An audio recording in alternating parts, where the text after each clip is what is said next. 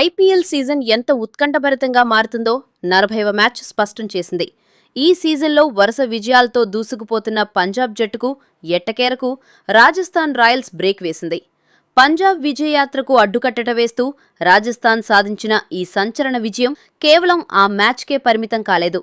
Play offs లెక్కలను ఒక్కసారిగా తారుమారు చేసింది. ఈ ఒక్క గెలుపుతో ప్లే ఆఫ్స్ రేసులో ఉన్న జట్లకు, ఆశలు వదులుకుంటున్న జట్లకు మధ్య ఒక స్పష్టమైన పెద్ద గీత గీసినట్లయింది. టోర్నీ సగం ముగిసేసరికి ప్లే ఆఫ్స్ పోటీ క్రమంగా కుంచుకుపోతున్న వాతావరణం కనిపిస్తోంది.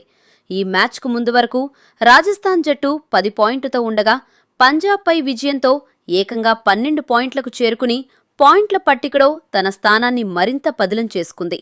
ఒకవేళ ఈ మ్యాచ్లో రాజస్థాన్ ఓడిపోయి ఉంటే గుజరాత్, చెన్నై, ఢిల్లీ లాంటి కింది స్థాయి జట్లకు ప్లే ఆఫ్స్ చేరే అవకాశాలు కాస్త మెరుగ్గా ఉండేవి.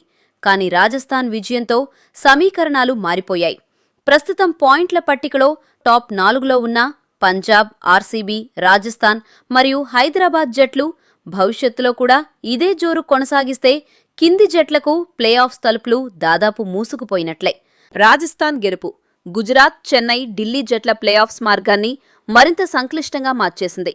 ఇక ఈరోజు ముంబైతో జరగనున్న మ్యాచ్లో గనక హైదరాబాద్ విజయం సాధిస్తే టాప్ 4 జట్ల స్థానాలు దాదాపు ఖరారైనట్లే అని చెప్పవచ్చు. ఇప్పటికే పంజాబ్, ఆర్సీబీ, రాజస్థాన్, హైదరాబాద్ జట్లు ప్లే ఆఫ్స్ రేస్లో చాలా ముందున్నాయి. దీనికి తోడు హైదరాబాద్ కూడా గెలిస్తే ఇక కింది స్థానాల్లో ఉన్న లక్నో, ముంబై, కేకేఆర్, ఢిల్లీ జట్లు ఇంటి ముఖం పట్టడం ఖాయంగా కనిపిస్తోంది. ఇప్పటికే ముంబై, లక్నో జట్ల పరిస్థితి దయనీయంగా మారగా టాప్ జట్లు గెలుస్తూ పోతే ఢిల్లీ, కేకేఆర్ జట్లకు కూడా టోర్నీలో కష్టమే. గుజరాత్, చెన్నై జట్లు కాస్త పోరాడుతున్నప్పటికీ పరిస్థితులు వారికి కూడా ఏమాత్రం అనుకూలించడం లేదు. ఈ పరిస్థితులన్నింటినీ గమనిస్తే ఐపీఎల్ ప్లే ఆఫ్స్ రేసు రసవత్తరంగా సాగాలంటే, టోర్నీలో మిగతా మ్యాచ్లో టఫ్ కాంపిటీషన్ ఉండాలంటే పాయింట్ల పట్టికలో అగ్రస్థానంలో ఉన్న టాప్ 4 జట్లు రాబోయే మ్యాచ్లో ఓడిపోవాలి. అలా జరగని పక్షంలో ఈ సీజన్ ప్లే ఆఫ్స్ వార్ పూర్తిగా వన్ సైడ్ అయిపోయే ప్రమాదం ఉంది.